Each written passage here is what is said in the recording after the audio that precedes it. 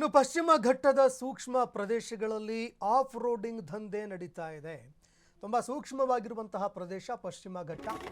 ಆದರೆ ಇಲ್ಲಿ off roading ದಂಧೆ ತೀವ್ರವಾಗಿ ನಡೀತಾ ಇದೆ. ಪಶ್ಚಿಮ ಘಟ್ಟದ ಎದೆಯ ಮೇಲೆ ಆಫ್ ರೋಡಿಂಗ್ ರಕ್ಕಸರ ಹುಚ್ಚಾಟ ಹೆಚ್ಚಳವಾಗ್ತಾ ಇದೆ. ಸಕಲೇಶಪುರ, ಚಿಕ್ಕಮಗಳೂರು ಸೇರಿ ಪಶ್ಚಿಮ ಘಟ್ಟದಲ್ಲಿ ಹುಚ್ಚಾಟ ತೀವ್ರವಾಗ್ತಾ ಇದೆ. ಕುದುರೆ ಮುಖದಲ್ಲಿ ಆಫ್ ರೋಡಿಂಗ್ ಚಟುವಟಿಕೆಗಳು ತೀವ್ರವಾಗಿ ನಡೀತಾ ಇದೆ, ತುಂಬಾ ಜೋರಾಗಿ ನಡೀತಾ ಇದೆ. ದುಡ್ಡಿನ ಮದದಲ್ಲಿ ಹುಲಿ ಕಾರಿಡಾರ್ಗಳಿಗೇನೆ ಲಗ್ಗೆ ಇಡ್ತಾ ಇದ್ದಾರೆ. ಶ್ರೀಮಂತ ಕುಳಗಳು ದುಡ್ಡಿನ ಮದದಲ್ಲಿ ಆ ಹುಲಿಗಳು ಇರುವಂತಹ ಕಾರಿಡಾರ್ಗಳೇನಿದ್ದಾವೆ ಅದರ ಒಳಗಡೆನೆ ಲಗ್ಗೆ ಇಡ್ತಾ ಇದ್ದಾರೆ. ಕಾಡಿನಲ್ಲಿ ಜೀಪುಗಳ ಘರ್ಜನೆ ತೀವ್ರವಾಗ್ತಾ ಇದೆ. ಕಾಡಿಗೆ ನುಗ್ಗುತ್ತಾ ಇದೆ ಆನೆ ಕಾಟಿಗಳ ಸೇನೆ. ಮೋಜು ಮಸ್ತಿ ನೆಪದಲ್ಲಿ ಸೂಕ್ಷ್ಮ ಅರಣ್ಯಕ್ಕೆ ಮದ್ಯದ ಪ್ಲಾಸ್ಟಿಕ್ ವಿಷ ಕೂಡ ಸೇರ್ತಾ ಇದೆ. ಮದ್ಯ, ಪ್ಲಾಸ್ಟಿಕ್ಕು ಇದರ ವಿಷ ಕೂಡ ಸೇರ್ತಾ ಇದೆ. ಈಗ ಆಫ್ ರೋಡಿಂಗ್ ಹುಚ್ಚಾಟಕ್ಕೆ ಪರಿಸರ ಪ್ರೇಮಿಗಳಲ್ಲಿ ತೀವ್ರ ಆತಂಕ ವ್ಯಕ್ತವಾಗ್ತಾ ಇದೆ. ಭದ್ರಾ ಹುಲಿ ಸಂರಕ್ಷಿತ ಮತ್ತು ಕುದುರೆಮುಖ ರಾಷ್ಟ್ರೀಯ ಉದ್ಯಾನವನ, ಅಲಗೇಶ್ವರ ಹುಲಿ ಕಾರಿಡಾರ್ ಈ ವ್ಯಾಪ್ತಿಯಲ್ಲಿ ನೂರಾರು ವಾಹನಗಳ ಸದ್ದು ತೀವ್ರವಾಗ್ತಾ ಇದೆ.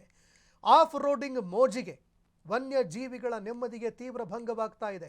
ಕರ್ಕಶ ಶಬ್ದ, ವಾಹನಗಳ ಭರಾಟೆ, ಇದರಿಂದಾಗಿ ಕಾಡು ಕೋಣ, ಆನೆಗಳ ನೆಮ್ಮದಿ ಭಂಗವಾಗ್ತಾ ಇದೆ.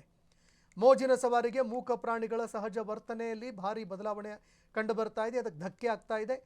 ಈ ಚಟುವಟಿಕೆಗಳು ಅರಣ್ಯದಲ್ಲಿ ಸಂಘರ್ಷ ಮತ್ತಷ್ಟು ಹೆಚ್ಚಳ ಮಾಡುವಂಥ ಅಪಾಯ ಕೂಡ ಇದೆ. ಇದರಿಂದ ಕಾಡು ಪ್ರಾಣಿಗಳು ನಾಡಿನತ್ತ ಬರುವಂತಹ ಪ್ರಕರಣಗಳು ಹೆಚ್ಚಳವಾಗ್ತಾ ಇದೆ. ಇತ್ತೀಚೆಗೆ ನೋಡ್ತಾ ಇದ್ದೀವಿ ನಾವು ಹುಲಿಗಳು, ಮತ್ತೊಂದೆಡೆ ಚಿರತೆಗಳಂತೂ ಲೆಕ್ಕನೇ ಇಲ್ಲ. ಅಷ್ಟು ಚಿರತೆಗಳು ಕಾಡನ್ನು ಬಿಟ್ಟು ನಾಡಿಗೆ ಬರ್ತಾ ಇದ್ದಾವೆ. ಅದೇ ರೀತಿಯಾಗಿ ಆನೆಗಳು ಕೂಡ ಕಾಡನ್ನು ಬಿಟ್ಟು ನಾಡಿಗೆ ಬರ್ತಾ ಇದ್ದಾವೆ. ಕಾಡು ಹಾಗೂ ನಾಡಿನ ನಡುವಿನ ಸಂಘರ್ಷ ತೀವ್ರವಾಗ್ತಾ ಇದೆ. ಅದಕ್ಕೆ ಕಾರಣ ಏನು ಅಂದರೆ, ಈ ಕಾಡು ಪ್ರಾಣಿಗಳು ಯಾವುದೇ ಕಾರಣಕ್ಕೂ ಕೂಡ ಮನುಷ್ಯರು ಎಲ್ಲಿ ಹತ್ತಿರ ಬರ್ತಾರೆ, ಎಲ್ಲೆಲ್ಲಿ ಈ ರೀತಿ ತಿರುಗಾಡೋದಕ್ಕೆ ಬರ್ತಾರೆ, ಆ ಜಾಗವನ್ನು ಬಿಟ್ಟು ಮತ್ತೊಂದು ಕಡೆಗೆ ಪ್ರಯಾಣ ಮಾಡ್ತವೆ. ಹೀಗೆ ಪ್ರಯಾಣ ಮಾಡಿ ಅವು ಕಾಡಿನಿಂದ ಆಚೆ ಬರ್ತಾ ಇದ್ದಾವೆ. ಮನುಷ್ಯರು ಏನಾದರೂ ಈ ರೀತಿ ಕಂಡು ಬಂದರೆ ಆ ಜಾಗನ ಬದಲಾವಣೆ ಮಾಡ್ತವೆ. ಹೀಗಾಗಿ ಕಾಡು ಪ್ರಾಣಿಗಳು ನಾಡಿಗೆ ಬರ್ತಾ ಇದೆ. ಅದಕ್ಕೆ ಬಲಿಯಾಗ್ತಾ ಇರೋರು ಅಮಾಯಕರು, ಅದಕ್ಕೆ ಸಾಯ್ತಾ ಇರೋರು ರೈತರು, ಈ ದುಡ್ಡಿರೋ ಕುಳಗಳ ಮಕ್ಕಳು ಯಾರಿದಾರಲ್ಲ ಇವರ ಬಿಟ್ಟಿ ಶೋಕಿ ಇದು. ಈ ಶೋಕಿಗೆ ಬಲಿಯಾಗ್ತಾ ಇರೋದು ಕಾಡು ಪ್ರಾಣಿಗಳು. ಜೊತೆಗೆ ಯಾರ್ಯಾರು ಆ ಕಾಡಿನಂಚಿನಲ್ಲಿರುವಂತಹ ರೈತರು ಯಾರಿದ್ದಾರೆ ಅವರು ಬಲಿಯಾಗ್ತಾ ಇದ್ದಾರೆ. ಹಾಗಾಗಿ ವನ್ಯಜೀವಿ ಪ್ರೇಮಿಗಳು ತೀವ್ರವಾಗಿ ಆಕ್ರೋಶ ಹೊರಹಾಕ್ತಾ ಇದ್ದಾರೆ. ಮೊದಲಿವರಿಗೆ ಕಡಿವಾಣ ಹಾಕ್ರಿ. ಈ ಆಫ್ ರೋಡಿಂಗ್ ಏನಿದೆ, ಯಾರ್ಯಾರು ದುಡ್ಡಿರುವಂತಹ ಈ ಬಿಟ್ಟಿ ಶೋಕಿ ಮಾಡೋರು ಯಾರಿದ್ದಾರೆ ಇಂಥವ್ರಿಗೆ ಕಡಿವಾಣ ಹಾಕಿ. ಮೊದಲು ಅಭಯಾರಣ್ಯಗಳು ಸಾಕಷ್ಟಿದ್ದಾವೆ, ಅಲ್ಲಿ ಹೋಗಿ ಬೇಕಾದರೆ ಕಾಡು ಪ್ರಾಣಿಗಳನ್ನು ನೋಡಬೇಕಂದ್ರೆ ನೋಡ್ಕೊಂಡು ಬರಲಿ. ಆದರೆ ಕಾಡಿನ ಒಳಗಡೆ ಹೋಗುವಂಥದ್ದು ಇದೆಯಲ್ಲ, ಇದು ಬಿಟ್ಟಿ ಶೋಕಿ. ಇದೇ ವಿಚಾರಕ್ಕೆ ಸಂಬಂಧಪಟ್ಟಂತೆ ಮಾತನಾಡೋದಕ್ಕೆ ಪರಿಸರ ಪ್ರೇಮಿಯಾಗಿರುವಂತಹ ದೀಕ್ಷಿತ್ ಕೊಪ್ಪ ಅವರು ಫೋನ್ ಸಂಪರ್ಕದಲ್ಲಿ ಜಾಯ್ನ್ ಆಗಿದ್ದಾರೆ. ದೀಕ್ಷಿತ್ ಅವರೇ ನಮಸ್ಕಾರ. ನಮಸ್ಕಾರ. ಈಗ ಇತ್ತೀಚೆಗೆ ಕಾಡು ಪ್ರಾಣಿಗಳ ಒಂದು ನಾಡಿನ ಜೊತೆಗಿನ ಸಂಘರ್ಷ ತೀವ್ರವಾಗ್ತಾ ಇದೆ. ರೈತರಿಗೂ ಸಮಸ್ಯೆ, ಜನರಿಗೂ ಕೂಡ ತೀವ್ರವಾಗಿ ಸಮಸ್ಯೆಗಳಾಗ್ತಾ ಇದೆ ಕಾಡಂಚಿನಲ್ಲಿ.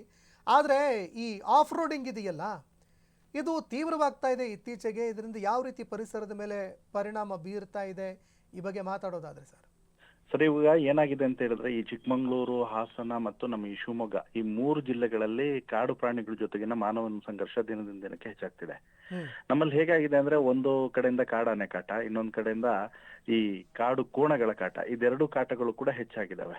ದಿನನಿತ್ಯನೂ ಕೂಡ ಕಾಡಾನೆಗಳು ನಾಡಿಗೆ ಬರೋ ಸುದ್ದಿಗಳನ್ನ ನಾವು ಎಲ್ಲರೂ ಕೂಡ ನೋಡ್ತಿದೀವಿ. ಅದ್ರ ಜೊತೆಗೆ ಕಾಡು ಕೋಣಗಳ ದಾಳಿಯ ಸಂಖ್ಯೆನೂ ಕೂಡ ವಿಪರೀತವಾಗಿ ಹೆಚ್ಚಾಗ್ತಿದೆ. ಒಂದಷ್ಟು ಸುದ್ದಿ ಆಗ್ತವೆ, ಒಂದಷ್ಟು ಸುದ್ದಿ ಆಗೋದಿಲ್ಲ.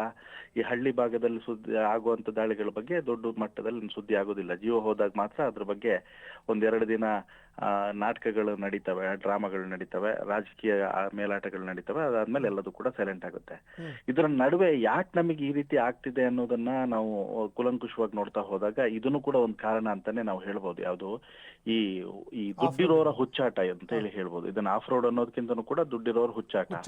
ಯಾಕಂದ್ರೆ ನೋಡಿ, ಒಂದು ಅದು ಯಾರು ಕೂಡ ಬಡವರು ಅಥವಾ ಕೃಷಿಕರು ಅಥವಾ ಸಾಮಾನ್ಯ ಜನರು ಯಾರು ಕೂಡ ಆ ರೀತಿ ಗಾಡಿಗಳನ್ನ ಹಿಡ್ಕೊಂಡೋಗಿ ಹುಚ್ಚಾಟವನ್ನ ಮೆರೆಯೋದಿಲ್ಲ. ಯಾಕಂತ ಹೇಳಿದ್ರೆ ಅವ್ರಿಗೆ ಅವ್ರದೇ ಆದ ಕೆಲಸ ಕಾರ್ಯಗಳಿರ್ತದೆ. ಹೌದು. ಈ ಒಂದಷ್ಟು ಈ ಪ್ಯಾಷನ್ ಇರುವಂತಹ ಹುಡುಗರುಗಳು ಸೇರ್ಕೊಂಡು ಮಾಡುವಂತದ್ದು, ಅದರಲ್ಲೂ ಕೂಡ ಅದಕ್ಕೆ ರಾಜಕಾರಣಿಗಳ ಫಂಡಿಂಗ್ ಕೂಡ ಇದೆ. ನೀವೇನು ಗಮನಿಸಬೇಕು, ಬಹುಶಃ ನಿಮ್ಗೆ ಗೊತ್ತಿದೆಯೋ ಗೊತ್ತಿಲ್ವೋ, ಈಗ ಈ 15, 14 ಮತ್ತು 16 ಈ 3 ದಿನಾಂಕಗಳಲ್ಲಿ ನಡೆಯುತ್ತಿರುವಂತಹ ಆಫ್ ರೋಡ್ಗಳಿಗೆ ರಾಜಕಾರಣಿಗಳ ಫಂಡಿಂಗ್ ಇರುವಂತದ್ದು, ಜೊತೆಗೆ ಎಸ್ಟೇಟ್ ಮಾಲೀಕರ ಫಂಡಿಂಗ್ ಕೂಡ ಇದೆ. ಅಂದ್ರೆ ಅವರ ಪ್ರಾಯೋಜಕತ್ವನೂ ಕೂಡ ಇದೆ. ಈಗ ಇಲ್ಲಿ ಪ್ರಮುಖವಾಗಿ ಈ ರಾಜಕಾರಣಿಗಳ ಫಂಡಿಂಗ್ ಯಾಕೆ ಅಂತ ಹೇಳಿದ್ರೆ, ಅಲ್ಲಿರುವಂತ ಯೂತ್ಸ್ ಹೋಗಿ ಕೇಳ್ತಾರೆ, ಅವಾಗ ದುಡ್ಡು ಕೊಡ್ತಾರೆ, ಕರೆಕ್ಟ್.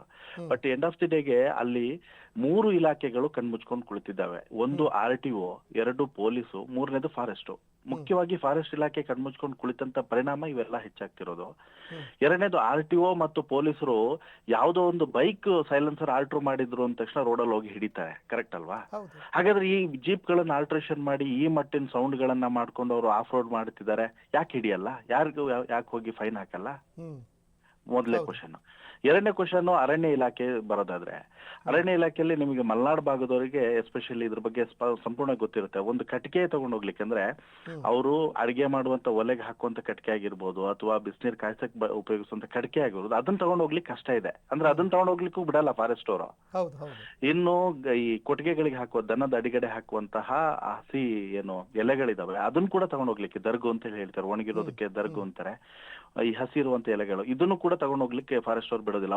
ನೀವು ಫಾರೆಸ್ಟ್ ಹಾಳು ಮಾಡ್ತೀರಾ ಅಂತ ಹೇಳ್ಬಿಟ್ಟು ಬೇಲಿ ಹಾಕೊಂಡು ಅಲ್ಲಿ ಗಲಾಟೆ ಮಾಡೋದು, ಆ ರೀತಿ ಹೋದವ್ರನ್ನ ಓಡಿಸೋದು, ಇವೆಲ್ಲದೂ ಕೂಡ ಮಾಡ್ತಾರೆ. ಹಾಗಾದ್ರೆ ಇಲ್ಲಿ ಸಾವಿರಾರು ಮರಗಳು ನಾಶ ಆಗ್ತಿದೆಯಲ್ಲ, ಇದ್ರ ಬಗ್ಗೆ ಯಾರು ಪ್ರಶ್ನೆ ಮಾಡ್ತಾರೆ? ಯಾವ ಇಲಾಖೆ ಪ್ರಶ್ನೆ ಮಾಡಿಲ್ಲ? ಅಮಾಯಕರು ಸಿಕ್ಕ್ರೆ ಸರ್, ಅಮಾಯಕರು ಸಿಕ್ಕ್ರೆ ಗುಂಡ್ ಹಾರಿಸಿ ಕೊಂದ್ ಹಾಕ್ಬಿಡ್ತಾರೆ ಇವರು. ಈಗ ಅದು ಕುಳಗಳು ಯಾರಿದಾರಲ್ಲ ಇಂಥವ್ರು ಸಿಕ್ಕ್ರೆ ಅವ್ರಿಗೆ ಸಲಾ ಮಾಡೋದ್ ಒಳಗ್ ಬಿಡ್ತಾರೆ ಇವರೆಲ್ಲ.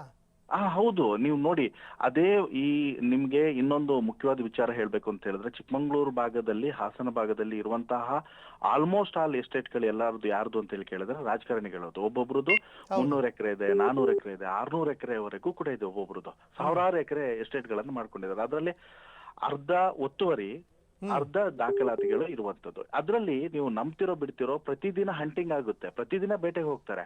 ಅಲ್ಲಿಗೆ ಯಾರು ಕೂಡ ಹೋಗೋದಿಲ್ಲ, ಅಲ್ಲಿ ಯಾರು ಕೂಡ ಪ್ರಶ್ನೆನೂ ಕೂಡ ಮಾಡೋದಿಲ್ಲ. ಅಲ್ಲಿ ಯಾವ ಸಮಸ್ಯೆನೂ ಕೂಡ ಇಲ್ಲ, ಆರಾಮಾಗಿ ತಿಂತಾರೆ, ಉಣ್ತಾರೆ, ಗಮ್ಮತ್ ಮಾಡ್ತಾರೆ. ಇಲ್ಲೂ ಕೂಡ ಹಾಗೆ ಈ ಆಫ್ ರೋಡ್ ಗಳಲ್ಲಿ ನೀವು ಆ ಇನ್ವಿಟೇಷನ್ ಅನ್ನ ನೋಡ್ಬೋದು. ಅಲ್ಲಿ ಆಫ್ ರೋಡ್ ಮುಗಿದ ಬಳಿಕ ನೈಟ್ ಪಾರ್ಟಿ ಇದೆ ಅಂತ, ಮೋಟೋ ಪಾರ್ಟಿ ಇದೆ ಅಲ್ಲಿ. ಪುನಃ ಒಂದ್ ಸೆಕೆಂಡ್ ಡಿಜೆ ಆಗುತ್ತೆ, ಎಣ್ಣೆ ಮದಿರೆ ಎಲ್ಲದೂ ಕೂಡ ಇರ್ತದೆ, ತುಂಡು ಗುಂಡು ಎಲ್ಲದೂ ಇರ್ತದೆ, ಡ್ಯಾನ್ಸ್. ಒಂದ್ ಸೆಕೆಂಡ್ ಅಲ್ಲಿ ಡಿಜೆ. ಇದೆಲ್ಲದ್ರ ಎಫೆಕ್ಟ್ ಆಗೋದು ಯಾರ ಮೇಲೆ ಅಂತ ಹೇಳಿದ್ರೆ, ಆ ಎಸ್ಟೇಟ್ ಅಲ್ಲಿ ಹೋಗಿ ಕೆಲಸ ಮಾಡ್ತಿರ್ತಾನಲ್ಲ, ಆ ಪರ್ಟಿಕ್ಯುಲರ್ ಎಸ್ಟೇಟಿನ ಹೆಸರು ಬೇಡ, ಇವಾಗ ನಿನ್ನೆ ಆಗಿರುವಂತಹ ಆಫ್ ರೋಡ್ ಆಗಿರೋದು ಕೂಡ ಒಂದು ಎಸ್ಟೇಟ್ ಮಧ್ಯದಲ್ಲಿ ಆಗಿರೋದು. ಅಲ್ಲಿ ಆ ಎಸ್ಟೇಟ್ ಅಲ್ಲಿ ಹೋಗಿ ಕೆಲಸ ಮಾಡ್ತಾ ಇರ್ತಾರಲ್ಲ, ಅವ್ರ ಮೇಲೆ ದಾಳಿ ಆಗೋದು.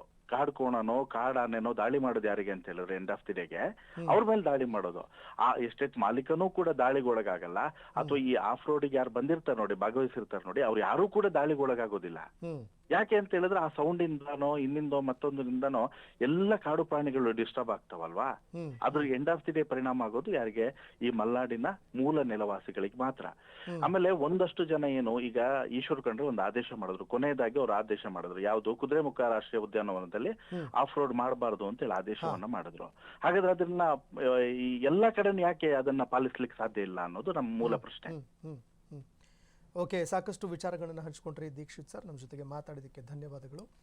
ಈ ಪ್ರಶ್ನೆಗಳಿಗೆ ಉತ್ತರ ಸರ್ಕಾರನೂ ಕೊಡಬೇಕು, ಜನರು ಕೂಡ ಸರ್ಕಾರಗಳನ್ನು ಈ ಪ್ರಶ್ನೆಗಳಿಗೆ ಉತ್ತರ ಕೊಡೋದಕ್ಕೆ ಒತ್ತಾಯ ಮಾಡಬೇಕು.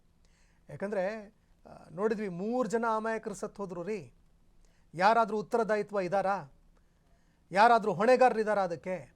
ಆದರೆ ಈ ದುಡ್ಡಿರೋರು ಯಾರಿದ್ದಾರಲ್ಲ, ಇಂಥವರ ಅಹಂಕಾರಕ್ಕೆ ಆ ಕಾಡು ಪ್ರಾಣಿಗಳು ಹೊರಗಡೆ ಬಂದು, ಅವರ ಉಪಟಳಕ್ಕೆ ಆ ಕಾಡು ಪ್ರಾಣಿಗಳು ಆಚೆ ಬಂದು ಅದಕ್ಕೂ ಬಲಿಯಾಗೋರು ರೈತರು, ಅಮಾಯಕರು.